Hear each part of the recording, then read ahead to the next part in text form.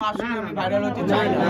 আমি 100% আমি লাইলাকে বিয়ে করতে চাই এবং আমার যিনি আমার সামনে বসে আছে ওনাকে আপনি প্রশ্ন করতে পারেন যে এটা কি সত্যি না মিথ্যা। আমি কিন্তু 10 তলা বা 20 তলা বিল্ডিং থেকে কিন্তু আমি মরতে চাচ্ছিলাম, কিন্তু উনি আমাকে কিন্তু বাঁচে যায় বলছে আমি তোমাকে লাইলার সাথে বিয়ে করায় দিব।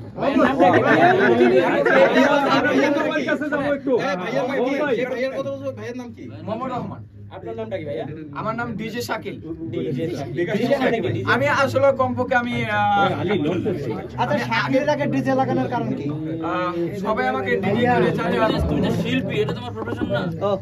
না, শিল্পী বুঝছি, এটা বলো যে আমি শিল্পী এবং শিল্পী আরো ভালো শিল্পী হয়ে আমি বড় শিল্পী হয়ে আমার প্রফেশনটাকে চালাবো এবং লাইলাকে চালাবো। হ্যাঁ, লাইলাকে অবশ্যই চালাবো। অবশ্যই ভাইয়া, তোমার কাছে একটা প্রশ্ন, তোমার এই সানগ্লাস পরার রহস্যটা কি? আচ্ছা, হ্যাঁ কেমনে বুঝতে পারতেছি না। লাইলা যাতে আকর্ষিত হয়। আমি তো এত খারাপ না যে আমি খারাপ।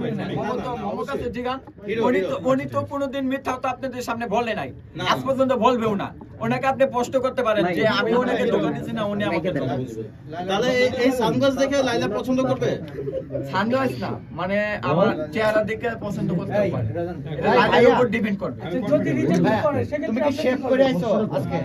না, না ওর উঠে নাই, উঠে নাই না, সেভ করে আসছি। বয়স 30 উঠে নাই কেন? না, উঠছে কিন্তু সেভ করে আসছি, আমার প্রমাণ আছে কিন্তু। কি প্রমাণ?